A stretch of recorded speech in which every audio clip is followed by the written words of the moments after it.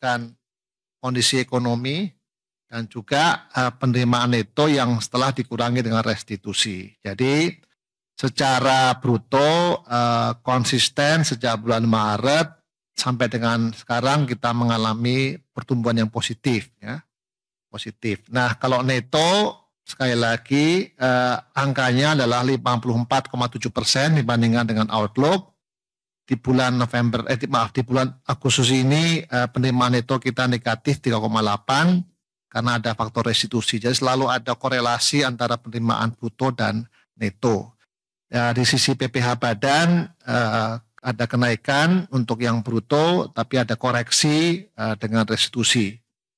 Kemudian untuk PPh orang pribadi positif 38,8%, untuk yang netonya 39,1%, untuk PPN minus 0,7%, dan untuk yang netonya itu ada koreksi dari restitusi menjadi 11,5% negatif, PBB positif. Lanjut. Next. Ini adalah realisasi penerimaan yang lazim kita sampaikan dari bulan ke bulan untuk menunjukkan dinamikanya. Kami selalu menyampaikan yang bruto untuk memberikan perspektif year on year, sehingga inilah penerimaan bruto yang kita tarik dan sebelum dikurangi dengan restitusi yang merupakan suatu proses administrasi dari penarikan ataupun pengeluaran untuk restitusi. Secara umum penerimaan bruto dari pajak kita itu adalah positif, tumbuh 2,1. Kalau by sektornya ada ketenaga listrikan, pertambangan biji logam, perdagangan online, perdagangan besar, pertanian tanaman, industri minyak kelapa sawit, dan perbankan. Inilah sektor-sektor yang tumbuh, ya, untuk posisi bulan Januari sampai Agustus. Lanjut.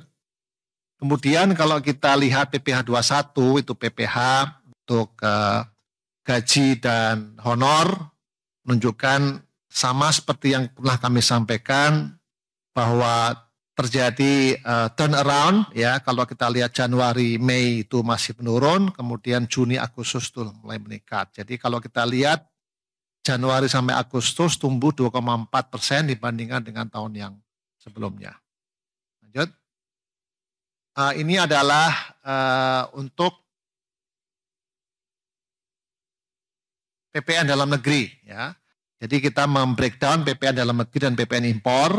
Untuk dalam negeri kejadiannya cukup mirip dengan kondisi perpajakan secara kumulatif Januari Agustus. Kalau kita lihat Januari Maret masih negatif 9,4, kemudian April Agustus menunjukkan suatu pertumbuhan.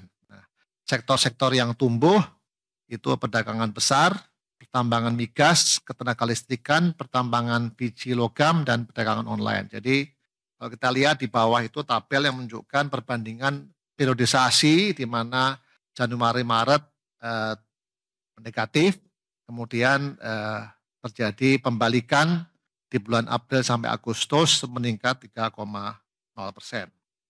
Kemudian untuk PPh badan, mungkin halaman supaya konsisten halaman 45 dulu, PPN impor dulu. Next. Nah, PPN impor, jadi tadi adalah PPN dalam negeri, sekarang PPN impor. Di posisi PPN impor, kontribusinya 14,1%. Kalau kita lihat bulan Januari sampai Agustus tumbuh 15,1%.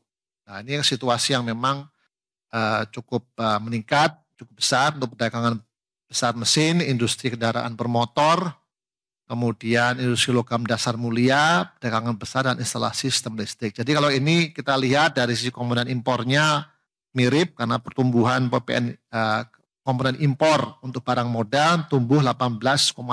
Jadi di bawah itu bisa direfleksikan dengan penerimaan dari PPN impor kita yang tumbuh cukup besar yaitu 15,1. Kemudian halaman sebelumnya 43 ya, ini adalah PPh badan. PPh badan itu tumbuh 7,5%, menggambarkan kondisi profitabilitas perusahaan di tahun yang lalu yang dibayarkan tahun 2025, yaitu sektor pertanian tanaman, tenaga listrikan, pertambangan biji logam, aktivitas penunjang angkutan, dan industri minyak kelapa sawit. Ini adalah PPh badan. Lanjut. Nah, sekarang bagian kedua itu adalah kalau kita lihat kinerja dari perpajakan kita dilihat dari sektor ya. Ini sektor yang kontribusinya paling besar yaitu industri manufaktur. Kontribusinya adalah 27,9%, Januari sampai Agustus tumbuh 1,8% ya. Jadi kita bandingkan Januari Agustus 2024 dibandingkan dengan Januari Agustus 2025 ada pertumbuhan 1,8%, ditopang oleh industri minyak kelapa sawit, logam dasar mulia, kendaraan bermotor, barang minyak, dan farmasi. Lanjut. Kemudian sektor yang juga memberikan kontribusi yang cukup besar itu adalah sektor perdagangan. Itu ada dua, kami sudah menyampaikan ini secara beberapa bulan terakhir ini dalam konpres, yaitu adalah perdagangan yang sifatnya total dan yang online ya. Jadi untuk memberikan perspektif bahwa terjadi pertumbuhan perdagangan online yang cukup meningkat. Jadi kalau kita lihat totalnya tumbuh 0,3% untuk periode Januari Agustus, kemudian yang online tumbuhnya 65 ya persen. Jadi ini menunjukkan betapa tingginya pertumbuhan meskipun size-nya masih relatif kecil ya. Jadi itu adalah untuk sektor perdagangan. Lanjut. Berikutnya itu adalah sektor keuangan. Sektor keuangan kontribusinya 11,9%. Ini kalau kita lihat biasanya kita membandingkan dengan indikator-indikator underlying-nya yang menunjukkan seberapa kuatnya hubungan antara pertumbuhan sektor keuangan, baik itu dana pihak ketiga maupun intermediasi dengan penerimaan perpajakan. Nah, kalau kita lihat tumbuhnya adalah 4,6% dibandingkan dengan tahun yang sama, bulan yang sama tahun sebelumnya. Kemudian yang juga cukup tinggi adalah kontribusi dari sektor pertambangan. Sektor pertambangan ini kontribusinya adalah 11,4% dari seluruh PPh sektor usaha. Kalau kita lihat tumbuhnya juga cukup meyakinkan 2,7% dari sektor tembaga, migas, emas, dan timah. Ya, jadi itu adalah pertumbuhan dari sektor pertambangan. Kemudian kami lanjutkan dengan realisasi penerimaan dari kepabeanan dan cukai. Nah, seperti yang saudara ketahui bahwa komponen dari penerimaan negara dari pabean cukai ada 3, cukai, biaya keluar, dan biaya masuk. Nah, ini angkanya cukup meyakinkan ya teman-teman semuanya, kontribusi terhadap outlook-nya sekitar 62,8%. Kalau dilihat dari perbandingan dengan tahun sebelumnya adalah 6,4%. Jadi sudah di atas rata-rata, itu kenaikan dari penerimaan cukai 144,0 triliun atau 4,1% di atas tahun yang lalu. Nah, biaya keluarnya ini tinggi sekali kenaikannya, 71,7%, ini dari harga CPO dan juga kebijakan ekspor untuk konsentrat tembaga. Nah, biaya masuk ada sedikit koreksi, ini karena sejak awal kita membuat policy untuk tidak melakukan impor, sehingga biaya masuknya tidak kita pungut, ya, sehingga ada penurunan ini karena kebijakan yang kita lakukan sehingga mengurangi penerimaan negara dari biaya masuk. Lanjut.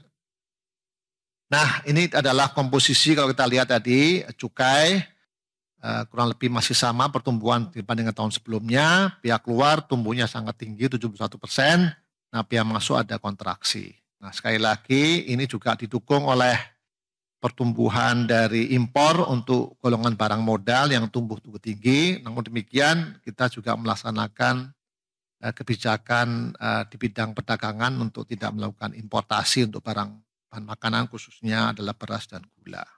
Lanjut.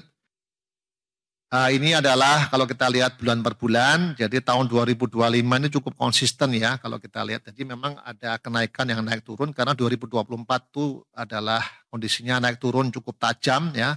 Sementara 2025 sejak kita memperlakukan untuk kebijakan cukai yang lebih akomodatif ya, tidak menaikkan tarif tapi menyesuaikan HJE, maka penerimaan cukai ini cukup stabil gitu ya. Nah, masih ada pertumbuhan 6,4%. Lanjut. Jelajahi cara baru mendapatkan informasi. Download Metro TV Extend sekarang.